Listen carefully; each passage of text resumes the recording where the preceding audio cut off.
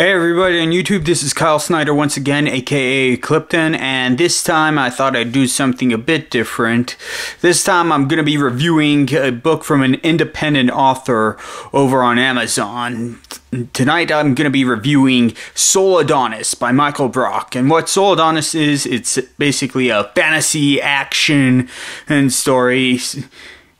Basically it tells the story about Souladonis, this athletic magician, and who's on a quest to find a cure for petrification, not only for his staff, but also for one of his friends who was turned to stone years ago by a gargoyle. And along the way, he meets up with a girl named Catherine who basically specializes in life magic.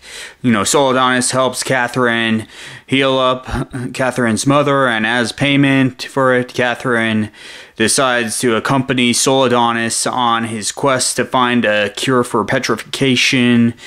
And I guess one of the reasons why I like this book so much is because it has a lot of action, it's got a lot of anime elements to it, a lot of RPG elements to it.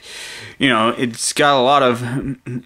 Basically, it goes into a lot of magic, stats, basically what you would find in an MMORPG. It's got interesting characters, it's got interesting villains. And a lot of the fight scenes are very well played out in this one. I know a lot of people are probably skeptic about reading works from independent authors because they're probably like, well, I don't know exactly what I'm going to get from it. It might be good, it might not be good. But I can tell you firsthand that Souladonis is definitely a fantasy novel worth reading. It's far better than a lot of fantasy novels that come out these days. I mean, this could easily become a movie, no problem. For those of you who are looking into a story that's full of anime action, that's full of detailed fight scenes, that's full of deep storyline, that's full of RPG elements, this story definitely is the one for you.